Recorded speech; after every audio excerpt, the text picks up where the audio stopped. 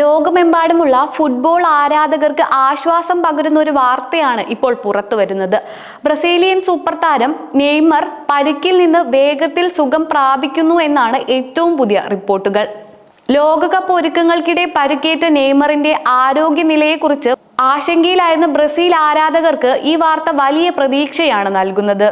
2 ആഴ്ച മുമ്പാണ് നെയ്മറിന് കാലിലെ പേശികൾക്ക് പരിക്കേറ്റത്.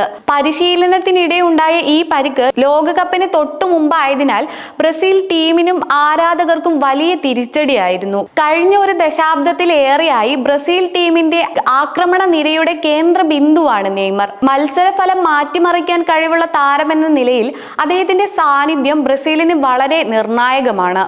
പരിക്കിനെ തുടർന്ന് ചികിത്സയിൽ കഴിയുന്ന നെയ്മറിനെ കഴിഞ്ഞ ദിവസം MRI സ്കാനിങ്ങിന് വിധേയനാക്കിയിരുന്നു.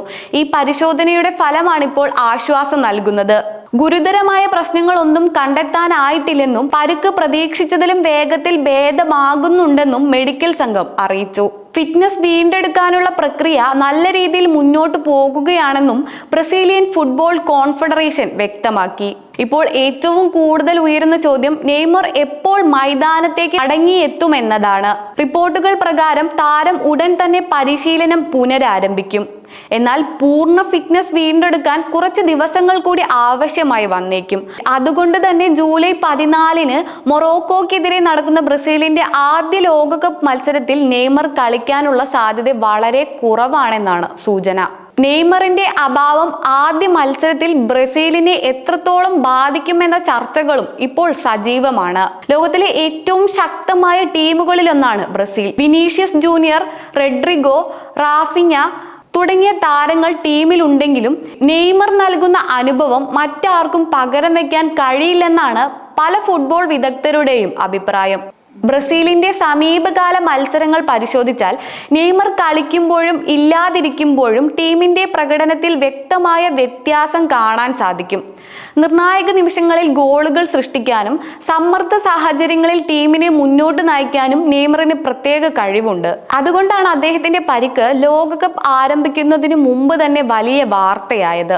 ആദ്യ മത്സരം നഷ്ടമായാലും ടൂർണമെന്റിന്റെ തുടർഘട്ടങ്ങളിൽ നെയ്മർ തിരിച്ചെത്തുമെന്ന പ്രതീക്ഷയാണ് ബ്രസീൽ ക്യാമ്പിനുള്ളത്.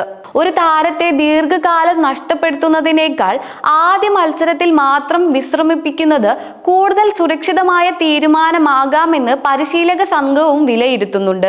34-ാം വയസ്സിലും ലോക ഫുട്ബോളിലെ ഏറ്റവും ശ്രദ്ധേയമായ താരങ്ങളിൽ ഒരാളാണ് നെയ്മർ. ക്ലബ്ബ് തലത്തിലും രാജ്യാന്തര മത്സരങ്ങളിലും അദ്ദേഹം നേടിയ നേട്ടങ്ങൾ ബ്രസീൽ ഫുട്ബോൾ ചരിത്രത്തിൽ പ്രത്യേക സ്ഥാനമാണ് നൽകുന്നത്. അതുകൊണ്ട് തന്നെ അദ്ദേഹത്തിന്റെ ഓരോ പരിക്കും തിരിച്ചുവരവും ആരാധകർ വളരെ ശ്രദ്ധയോടെയാണ് വീക്ഷിക്കുന്നത്. ഇപ്പോൾ പുറത്തുവരുന്ന വിവരങ്ങൾ അനുസരിച്ച് ആശങ്കപ്പെടേണ്ട സാഹചര്യമില്ല. പരിക്ക് ഗുരുതരമല്ലെന്നും നെയ്മർ വേഗത്തിൽ സുഖം പ്രാപിക്കുന്നുണ്ടെന്നും മെഡിക്കൽ റിപ്പോർട്ടുകൾ വ്യക്തമാക്കുന്നു. അതിനാൽ ലോകകപ്പിന്റെ പ്രധാന ഘട്ടങ്ങളിൽ ബ്രസീലിന്റെ മഞ്ഞ ജേഴ്സിയിൽ നെയ്മറിനെ വീണ്ടും കാണാൻ സാധിക്കുമെന്ന പ്രതീക്ഷയിലാണ് ആരാധകർ.